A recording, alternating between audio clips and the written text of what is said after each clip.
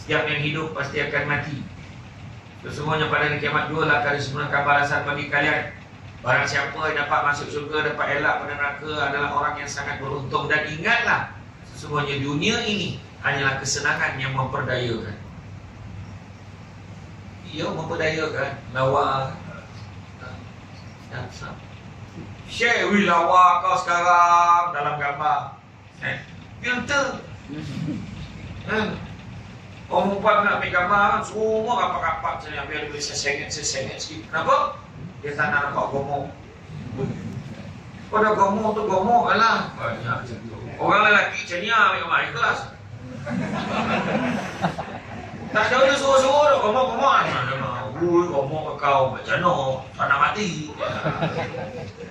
Ya. Terus kawan-kawan saya tak ada. Saya tanya sahabat saya, mana bayar duit? Dia relax kan, intim ni. Tak ada ni aku, tak pernah dia cakap asyik ingat saya nak aku, mana ada, tak ada. Elok kan. Dia ikhlas dengan diri dia, macam tu lah. Ni bagi gambar perempuan ni. Ibu tinggal kepala, dengan semua kawan-kawan dapat.